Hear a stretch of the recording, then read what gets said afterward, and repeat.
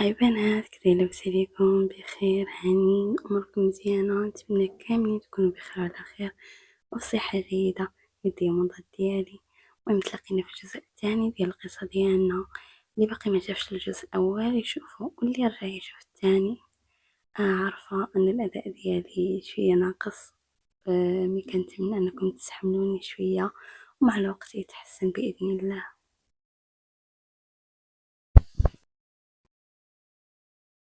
بعد ما صلى ركعات بقى جالس كيدعي ربي وكيناجيه أنه يفرج عليهم وعلى بنته كبته اللي كيشوفها كتبل نهار على نهار. هو ما قادر يدير لها والو، فكر أنه يقولها لها أقل حاجة. وديك الساعة هي تفكر،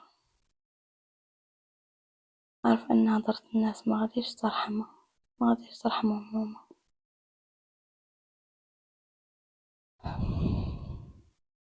نهاد وقال: وجود بنتي أجي. جات عنده، دخلت البيت وجلست حدا باها. قال: بنتي، واش عرفتي شكون جا عندنا اليوم؟ نجوز قالت: لا بابا، واش واحد كنعرفو؟ نهد نهدة طويلة وقال: بنتي، انا عارفة هاد الهضرة اللي غنقولها لك صعيبة، ويمكن ما بغى يكون الحال. القرار كيبقى قرار ديالك.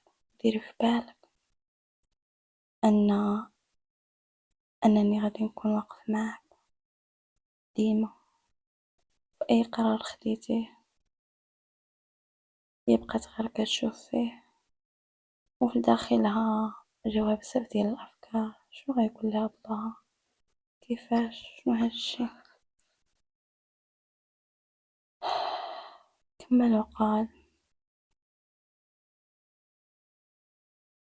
هو اللي جا. قال باغي يصلح الغلط ديالو.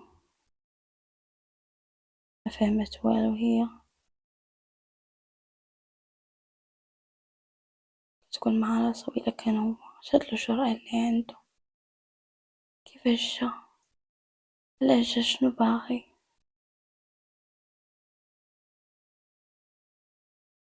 كمل با وقال: قال انه باغي يتزوج بيك ويصلح الغلط ديالو. شاف شي بنته بالصدمة. قالت: لا بابا، لا، لا، انا ما بغاش نتزوج. كانت كترجف، هي كتقولها: لا، لما ما كنفكرش نتزوج ما غنتزوجش بيه اصلا. داب حضنها من عنده لصدره وقال: ويما بنتي، اللي بغيتي انا معك، غير فكري مزيان. فكري فقط في راسك، داكشي اللي فكرش، وانا اللي بغيتي غادي نوقف معك. سكت شوية وقال: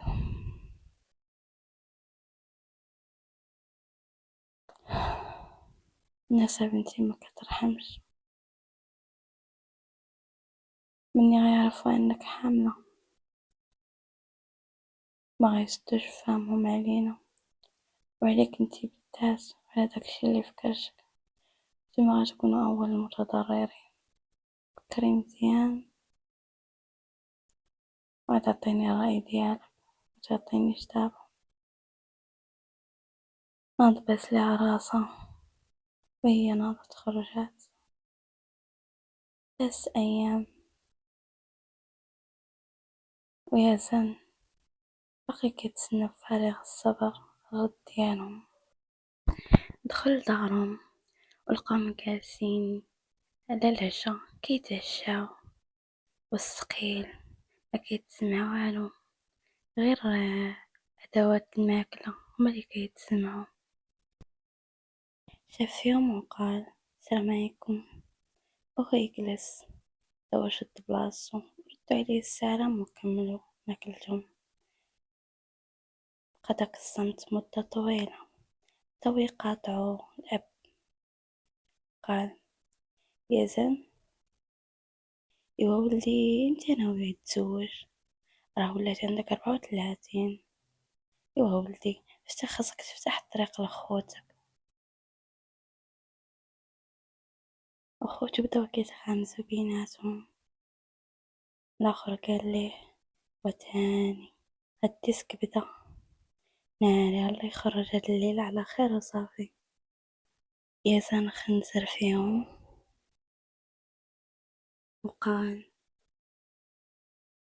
أنا ما حاولش طريق على حتى شي واحد، اللي بغا يتزوج راه يتزوج. نادى الأب وقال: حتى لاين غادي يتبقى هكا. ما خلاش بغا يكمل كلامه ونهض. بعد ما مسح فمه مشى باس راسو ومشى لبيتو. لما يهضر معاه وكيحترم باه بزاف، ولكن هذا الموضوع عنده حساس، ما كيفكرش يتزوج هو اصلا. ياسين مسكين كان قاطع النفس، طلع النفس بشوية ويخنزر في خوه. قال بينه وبين خوه: ناري يا خويا تسكلتي هاد المرة، حمد الله وشكره، ما شافكش مني يلا دخلتي. فيصل قال: وغير اسكت، غير اسكت وصافي، هاد المرة بان ليا جا دغيا. فيصل قال: ما تعرفش وقتاش يدخل. المهم سالوا الماكلة ديالهم، ونادو كل واحد مشى لبلاصتو. صباح جديد. الأبطال ديالنا وعد الوجود اللي فاقت بالثقالة وغسلت وجهها وأسنانها وصبحت على والديها. فطروا في جو عائلي، وخا باقي الجو طاغي عليه الحزن، ولكن المهم كانوا كيحاولوا يتأقلموا وحاولوا يكونوا إيجابيين.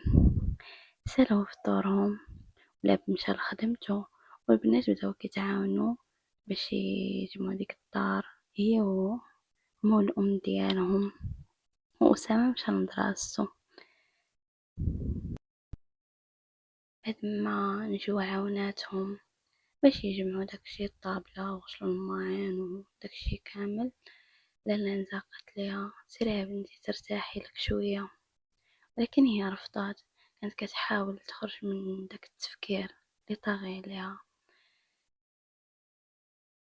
المهم بعد ما سالاو مشات صلات لها 10 ركعات صلاة الضحى، وقرات شوية ديال القرآن باش تهدي نفسها.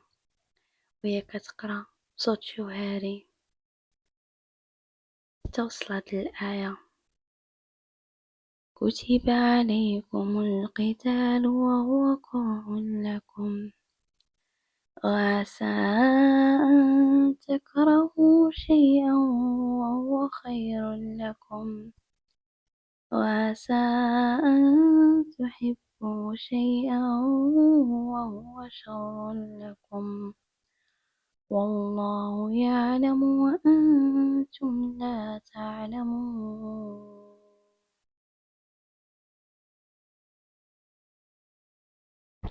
هزت عينيها وبالضبط كانت كتشوف من الشرجم ديك السما الزرقاء، ديك السما اللي ممتلئة بالغيوم البيضاء.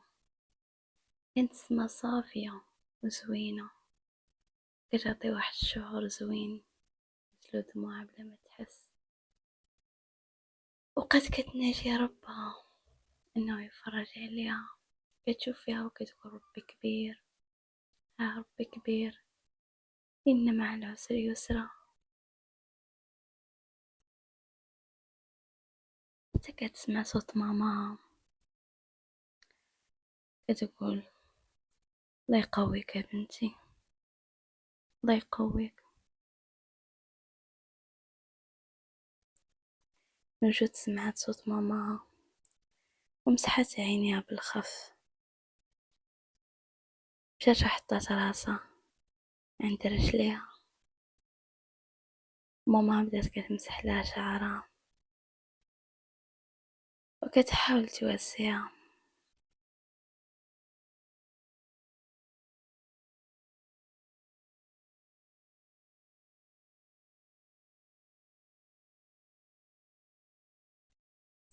الأم بعد وقت طويل من التفكير قالت: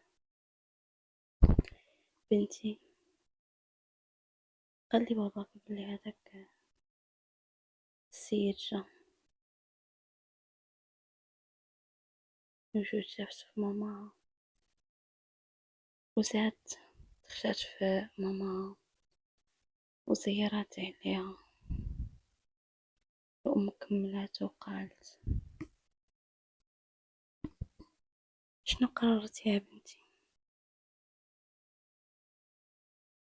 شنو قررت يا بنتي؟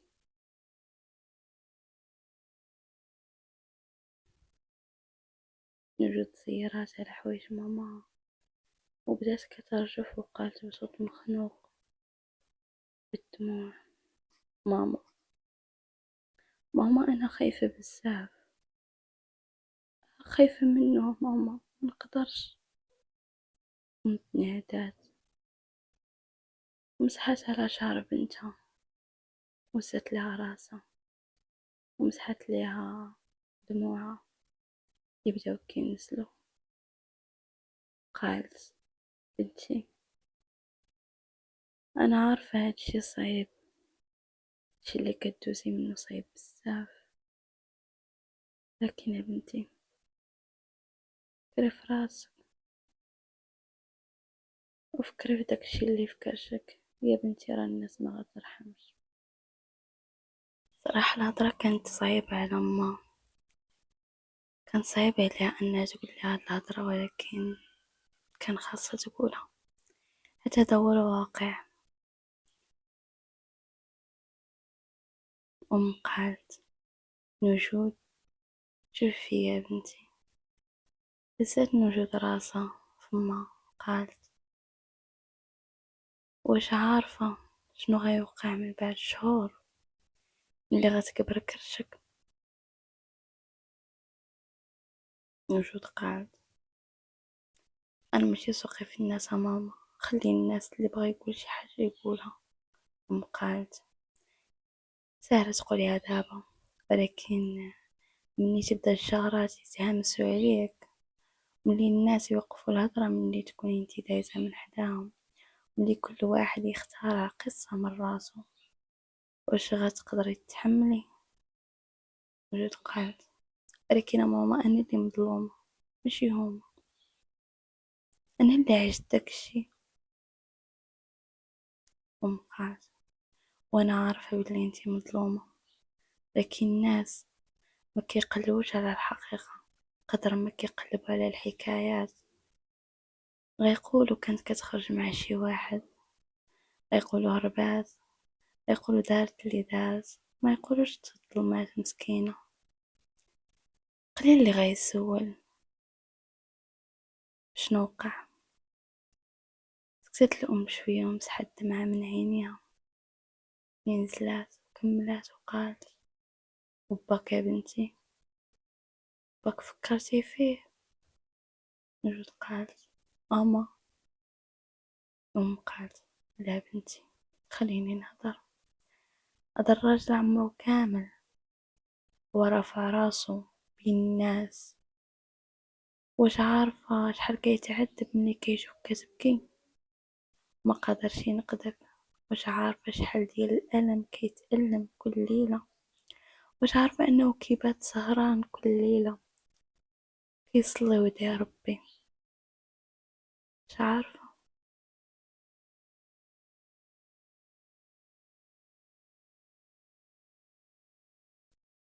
غيتألم ملي غيسمعو الناس كيطعنو في شرف بنتو، هو ساكت ما قادر يقول والو. نشوز وما مبغيتش نأذيه، وأنا عارفة بلي ما بغيتيش تأذيه، ولكن المصيبة ما كتضربش شخص واحد، تضربنا كاملين، تضرب كامل الدار كاملة. الزواج ماشي حل ماما. بصح ماشي حل، ولكن يمكن يكون ستر ليك وحماية لطفلك قدام اللي تزاد هاد الطفل الصغير. شنو ذنبه؟ شو ذنبه يعيش من أول نهار هو موضوع الأسئلة الناس ونظراتهم؟ درت فيها ماما وحنت راسها، كتفكر في هدرة ماماها والدموع كينزلو. كملت الأم وقالت بصوت حزين، وهي براسها كتحاول تصبر راسها، حيت هادشي اللي كتقول لبنتها عارفاه صعيب، وصعيب عليها هي براسها، صعيب انها تقول هادشي لبنتها. لكن بز منها.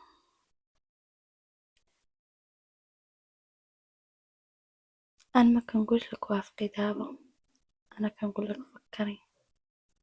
يزن اقل حاجه جا وقف قدامنا وما هربش، ما نكرش الغلط ديالو واعترف بيه، وبغى يتحمل المسؤوليه ديال الطفل. الطفل مازال ما تزادش، وانا خايفه ماما بزاف، انا مازالني خايفه. وحتى انا بنتي، انا خايفه عليك بزاف، ولكن بين الخوف ديال اليوم وخوف العمر كامل خاصك تختاري شو تواجهي. فكري بقلبك، وفكري في الطفل ديالك وفي باك اللي كينعس كل ليلة هو خايف عليك أكثر من خوفه على راسه.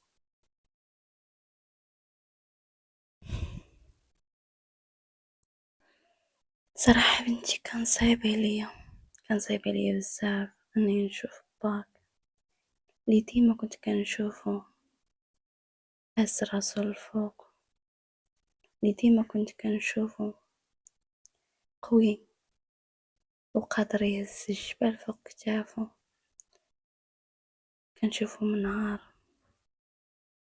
كان صعيب عليا بزاف، وكان صعيب عليا حتى نشوفك تانتيا كتعذبي وتألمي. تمنيت نكون نقدر نخفف عليك شوية، لو نهز عليك شوية من داكشي اللي عشتيه.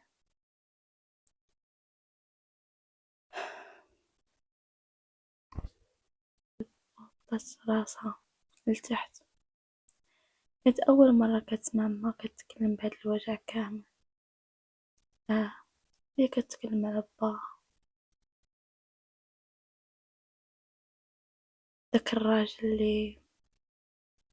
اللي كان ديما ما يهز راسو مفتخر بولادو.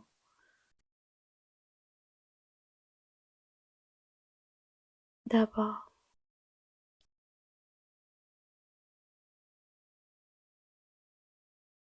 بقات كتفكر بزاف، وقال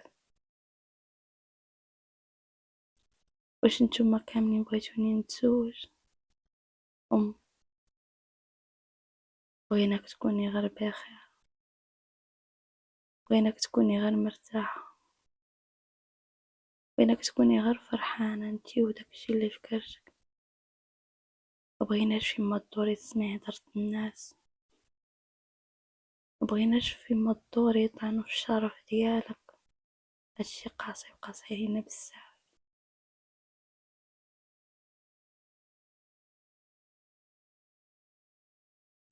ماما انا خايفة بزاف ماما، ديك الليلة عمرها تنسات ليا، الا قديت نساها انا ما عرفتش كيفاش نقدر نعطيها الفرصة. ماما هادشي صعيب عليا ماما، انا ما كنقدرش ننسى ديك الليلة، ديك الليلة الكحلة. كيفاش نقدر نشوفه أصلا، كيفاش نقدر نعطيه حتى فرصة. حاسة راسي مخنوقة، ما قداش. الأم زيرت على بنتها وضمتها لصدرها وقالت: كنتمنى كنتمنى لو أنني نقدر نمحي من ذاكرتك داك النهار. كنتمنى لو أنني نقدر نرجع بالزمان لورا ونحميك، لكن ما يمكنش يا بنتي. اللي عندي هو خوفي عليك من اللي جاي. نجود قالت بصوت مخنوق ودموعها كينزلوا بحرقة كبيرة. قالت: ماما أنا عييت بزاف ماما. قربت الأم منها وحضناتها وحطت وجهها في يديها وقالت: عارفة يا حبيبتي، عارفة، والله تراني عارفة. عييت أكثر مما خص أي بنت في عمرك. عشتي أكثر من داكشي اللي خصك تعيشي. نجود قالت: كنحس راسي ضايعة. ضحت: لا لا بنتي، ما تقوليش هكاك، انتي باقا، انتي ما ضحتيش.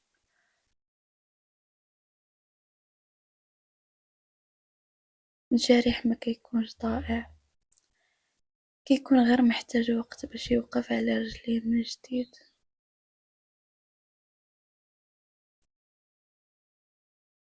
لما قديتش ماما نعيش معاه، ما تعيشيش معاه.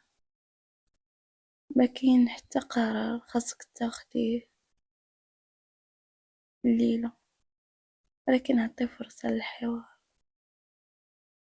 فرصة تعرفيه، فرصة تعرفي واش هو بصح ندمان،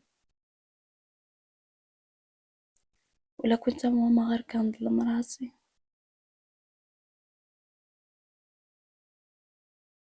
وشكون نعرفك بلي كتظلمي راسك برفضك ليه قبل ما تسمعي.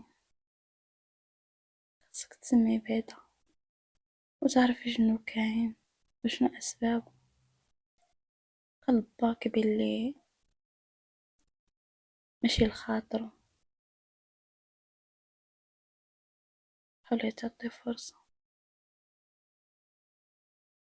داكشي كيعلم بيه غير الله. سحات دموعها من عينيها بصعوبة. نجود قالت: بابا شنو قال؟ نادت الأم تنهيدة طويلة وقالت: باك باقي ساكت، ما قال والو هذه مدة.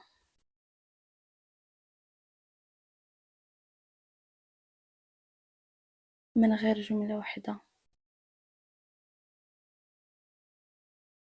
شنو قال؟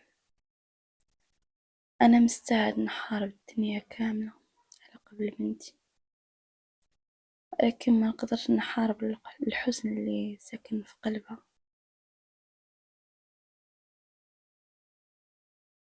وجود بحرقة قلبها كيتقطع على باها. بدات كتبكي وكتشهق بصوت مسموع. يعرف با حنين حنين بزاف، حنين بزاف عليهم. عم راغصبها على شي حاجة.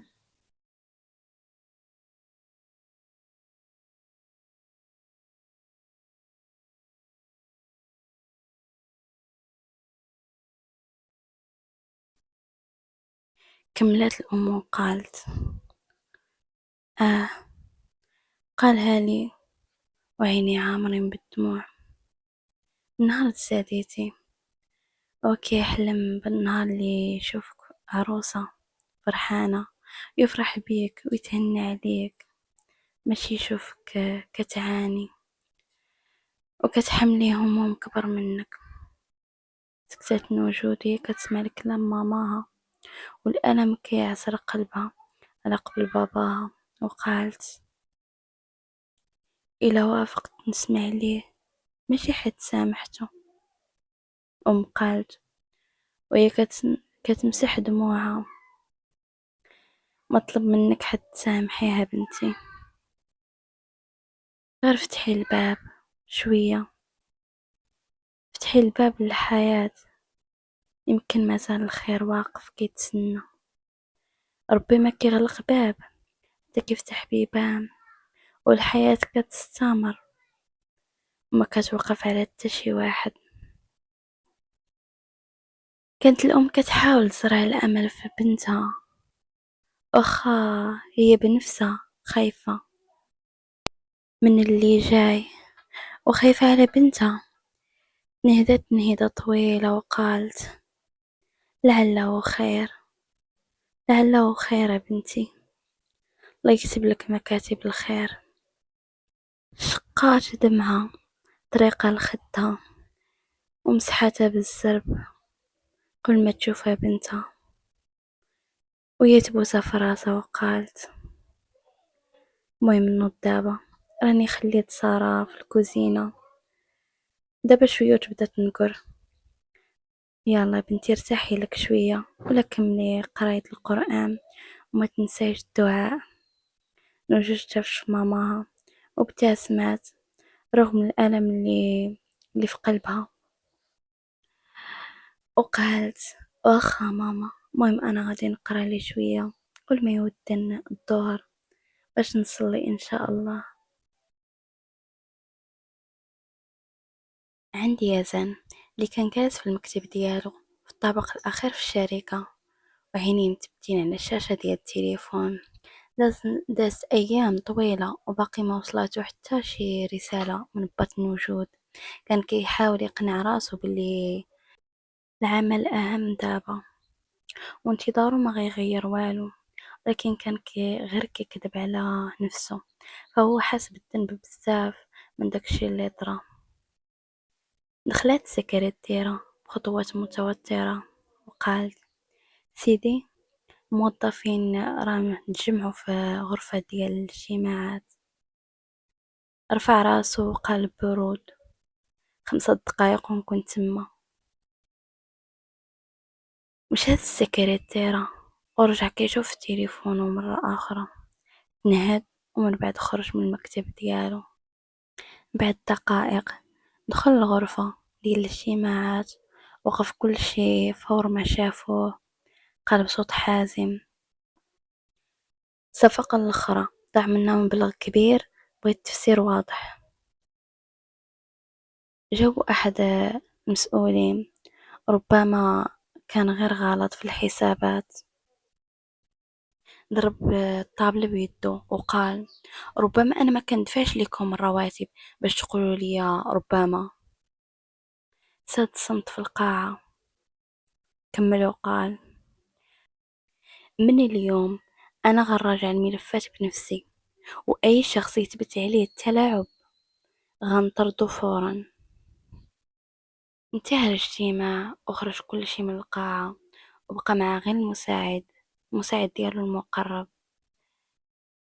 يزن، انت بنتي اللي متوتر اكتر من العادة. نهاد يزن قال: عندي امور مهمة هاد الايام، اهم من الشركة كتشغل بالي. مساعد قال: نشود. شاف فيه بصمت وهو يبتسم. المساعد قال: اذا عندي الحق.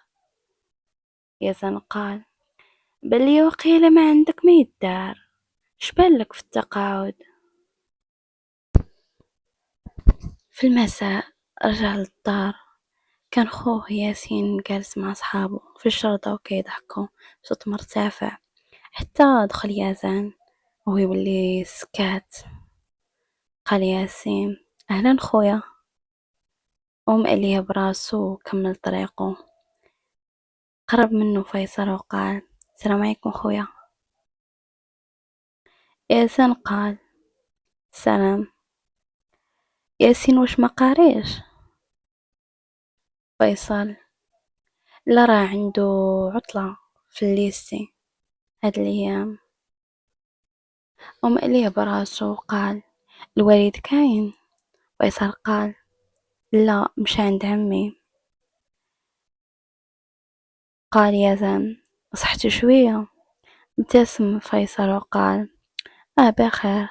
أخرك عارف باقي مقلق منك، راك عارف على نفس الموضوع. مرتش عليه يزن وكمل طريقه لبيته. صباح اليوم التالي في الشركة دخل عليه الجارد اللي كان مكلفه بالتحقيق. قال: راني راجعت سجلات ديال المطعم اللي كنتي فيه ديك الليلة. يزن قال: وشنو لقيتي؟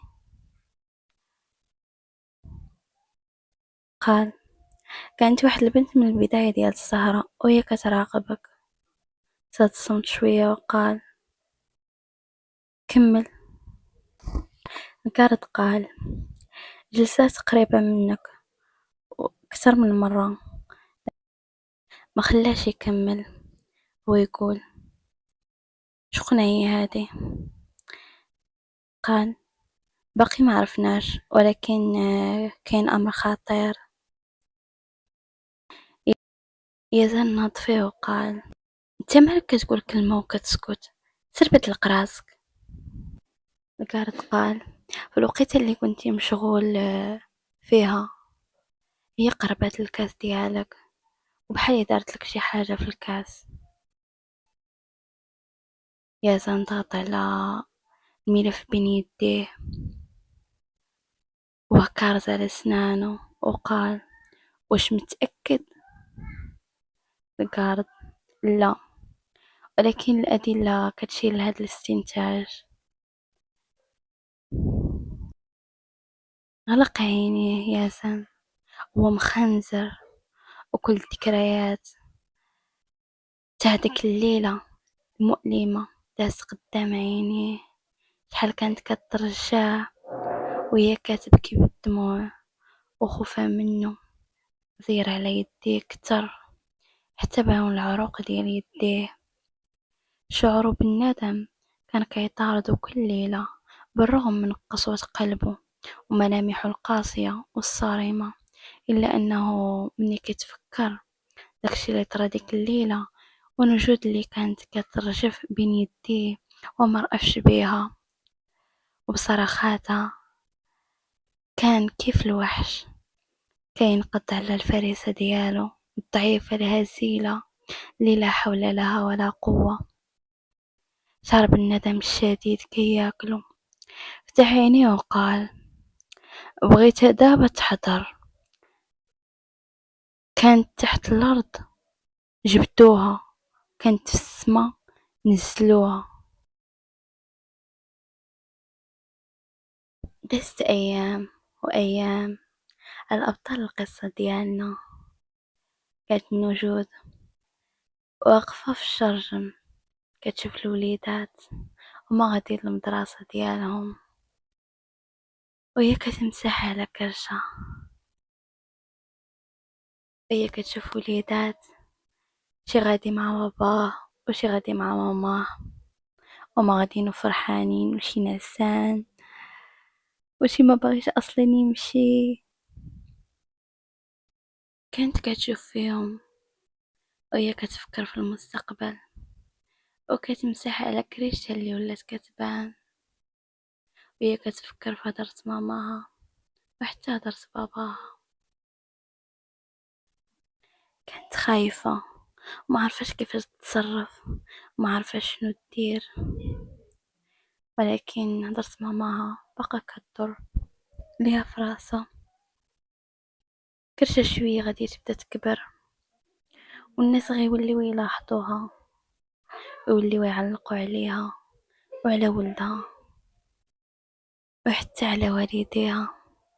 كانت متردة بزاف واش توافق ولا لا، واش توافق بعدا غير تسمع ليه تعطيه فرصة يدوي ولا لا. قالت بهمس بينها وبين نفسها: خايفة، خايفة منه بزاف، وخايفة من المجتمع اللي ما غيرحمنيش، لا أنا ولا ولدي ولا والديا ولا خوتي ما يرحمونيش يا سيدي ربي. هزت راسها للسما، يا ربي يا ربي فرج عليا يا ربي، اللهم إنك تعلم وهم لا يعلمون، اللهم فرج كربتي يا رب العالمين. نزلوا دموعها بحرقة كبيرة وبدات كتمسحهم. نخليو البطلة ديالنا اللي كتخمم المستقبل ديالها ونمشيو عند يزن. كان في المكتب ديالو، تدخل عليه الكارد وقال لقيتها. رفع يزن راسه بسرعة وقال فين هي؟ راها برا السي يزن. قال لي دخلها. دخلت مع الباب واحد البنت في الأواخر ديال العشرينات، وجهها شاحب ويديها كيرشفو. هزت راسها في يزن ويا عينيها عامرين بالدموع وهي كتشوفو مخنزر، وقال هو كارز على أسنانه، واش عارفة انتي ليش هنا؟ قالت وهي كاملة كترجف آه. كرز على أسنانه وقال داك النهار في المطعم واش انتي كنتي تما؟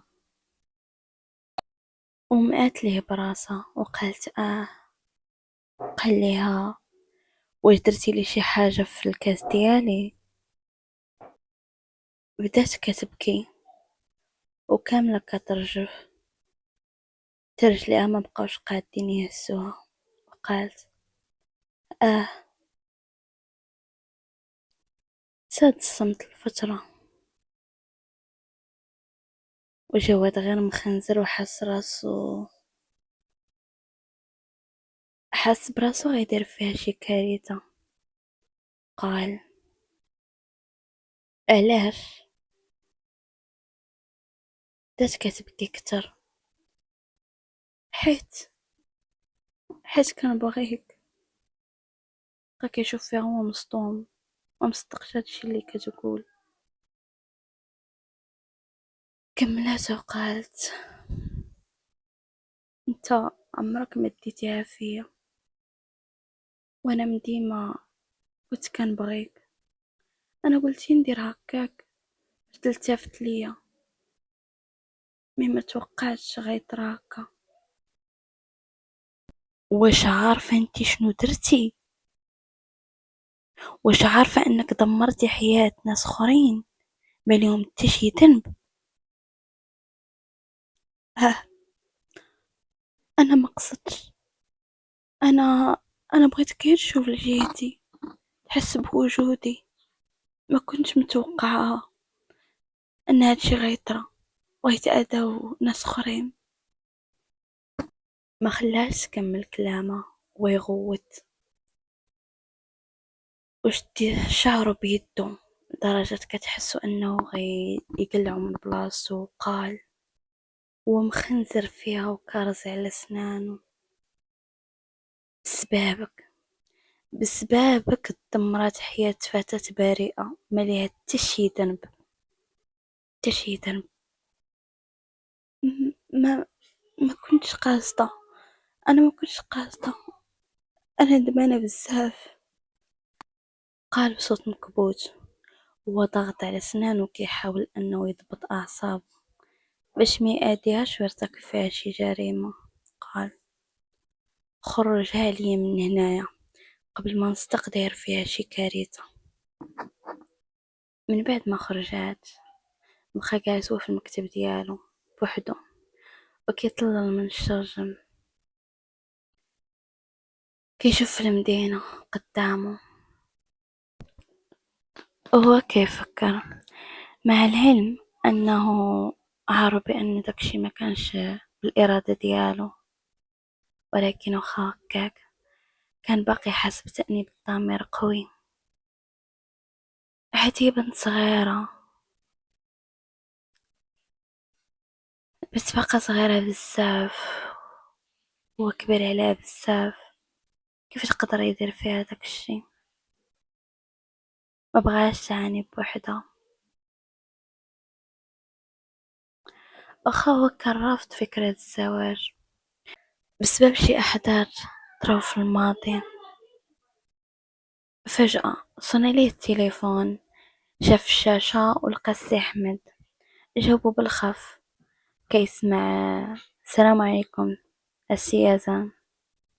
رد عليه السلام.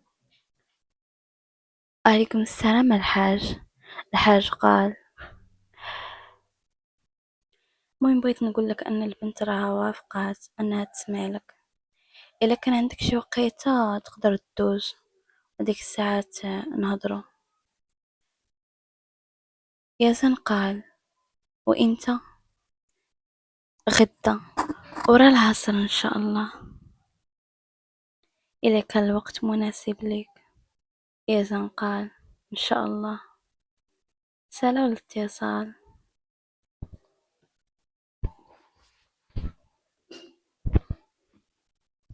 صباح اليوم التالي كان في المكتب ديالو ومتوتر بزاف. الملفات قاع مبعترين في المكتب، وكان كيحاول يرتب أفكاره حتى سمع الدقان في الباب. تم داخل صاحبه مراد، صاحبه أقرب صديق ليه. شافه في ديك الحالة هو مستغرب، أول مرة كيشوف ياسين في ديك الحالة. قال مالك يا صاحبي؟ بتيلي متوتر بزاف، ياك لاباس؟ ماشي من عادتك. شاف فيه ياسين وقال عندي اليوم موعد مهم. قال موجود. شاف فيه جواد وقال وباش عرفتي؟ ويلي يا صاحبي انت، ادي 3 شهور وانت مبدل. راه مني طرات ديك الحادثة وانت كتبان ما هواش، ولكن اليوم بزاف قاع. او يصرف حاجبه وقال واش لهالدرجة باينة فيا؟ مراد قال وياها صاحبي، راه من داك النهار وانت باين فيك توتر ومعصب بزاف. قال راه البنت مسكينة باقا صغيرة، راه عندها غير 16 سنة. ما قدر صراحة نستوعب أنني أنا اللي درت ديك الحالة فيها. باش نصلح الغلط ديالي. أنا عارف أني ما كنتش في الوعي ديالي، داكشي اللي طرا كان خارج الإرادة ديالي. شاف فيه مراد وما قال والو. كمل يزن وقال انت عارف أني أصلا كنت رافض فكرة الزواج بعد داكشي اللي طرا في الماضي، ولكن دابا الأوضاع اختلفت. أنا غلط وخاصني نصح الغلط ديالي. هاديك البنت وداكشي اللي فكرتها اللي من صلبي ما ذنبهم والو في هادشي. أقل شي نحاول نخفف عليها ولو غير شوية. مراد قال البنت شنو كتقول؟ إحسان قال البنت خايفة بزاف وكان باين أنها رافضة الفكرة. مراد قال يا صاحبي شنقولك، يكون خير.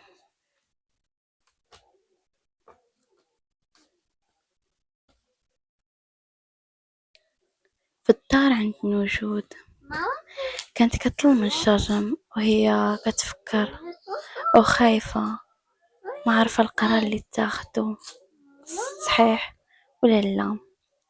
ولكن قررت أنها تعطي فرصة للاستماع. ما عرفاش واش هضرتو غتقنعها ولا لا.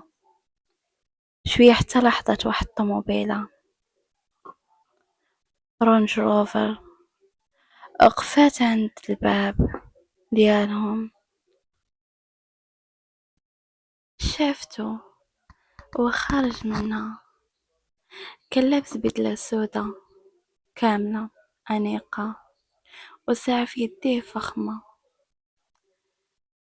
كان مرتب بزاف، نهدات تنهيدة طويلة ويرجع الخامية ومشى للجلسات. شوية حتى دق الباب، مشى الأب فتح الباب وتلقى قدامه، فتح ليه الباب ورحب بيه. سي يزن تفضل. دخل الصالة وتبعو السي أحمد. جلسوا شوية كيتكلموا كلام روتيني. من بعد الأب عيط لبنته وتمت داخلة، جات جلست حدا باها وهي حانية راسها. عم السكون شوية وهما كيتسناو ياسين يدوي، حتى تمت الأم داخلة وبعد ما لبست حوايجها جلست حدا بنتها وشدت ليها في يديها. من بعد ياسين قال كما سبق لي قلت لكم، أنا ما ديك المرة ما كنتش في الوعي ديالي وزدت تأكدت من داك الشي. كلفت شي رجال باش يبحثوا في أحداث داك النهار، لقاو في تسجيلات الكاميرات أن شي حد وضع لي شي حاجة في الكاس ديالي، هو اللي تسبب لي في داك الشي. الأب قال شنو كتقصد؟ واش كتعني شي حد كان كيحاول يخسر السمعة ديالك؟ يزن قال صراحة هادشي اللي بان لي. نجود قالت وأنا شو دربي في هادشي كامل؟ يزن قال الدرب ماشي ذنبك، انتي كنتي غير ضحية بريئة اللي كان محتاجها المخطط باش يشوه السمعة ديالي. نزلت دمعة من عينيها ومسحتها بالخف. قال الأب واش عرفتي الحقيقة؟ يزن قال لا، غير جزء منها. أب شاف فيه وقال كيف زعما؟ جواد قال رصدنا في الكاميرات واحد البنت هي اللي دارت لي داك الشي بالكاس. من بعد ما طلبت من رجالي يحقوا في القضية لقاوها وجابوها ليا. من بعد استجوبتها قالت أنها هي اللي دارت داك الشي. ويسكت شوية، بقاو كيشوفو فيه وكيتسناوه يكمل. كمل وقال قالت أنها دارت داك الشي حيت كانت كتبغيني وباش تلفت الانتباه ديالي. شافوا فيه هما مصدومين. هو يكمل وقال درتها واخا هكاك جاتني فيها تناقض بزاف. سكت شوية وهما كيشوفوا فيه وكيتسناوه يكمل. من بعد داك الاستجواب رسلت رجالي مرة أخرى باش نعاود نستجوبها، ولكن ما لقاوهاش. بعد ما قلبوا ودخلوا للدار لقاو واحد الورقة كان مكتوب فيها أنا بصح كنت كنبغيك، أنا درت غير داكشي اللي قالوا لي نديرو باش تكون ليا. أنا خايفة بزاف. الأب قال وشنو زعما كاين هادشي؟ صراحة ما متأكدش، باقي كنحقق في القضية لأن الشخص اللي خطط لهاد الشي استغل ديك البنت على ما كنظن. وقال وكانت الضحية بنتكم. الحزن طغى على المكان ونجود كانت غير ساكتة وكتحلل في كلامه بينها وبين نفسها وعقلها، ما كانتش عارفة وش تصدق كلامه ولا لا. فيبان أن كلامه منطقي، أنه كانت وأنه لو كان أنه تعمد يدير داك الشي ما يجيش قدامهم ويطلب أنه يتحمل المسؤولية. كان باين أنه ندمان وبغى يصحح الغلط ديالو، ولكن واخا هكاك كانت متردة بزاف. المهم بنات غادي نوقفوا هاد القصة هنايا، وإن شاء الله نتلاقاو في الجزء الثالث بإذن الله. وكنتمنى أنكم تكونوا استمتعتوا بها بالأحداث ديالها. يا الديامونتات ديالي، ليلة سعيدة. تشاو.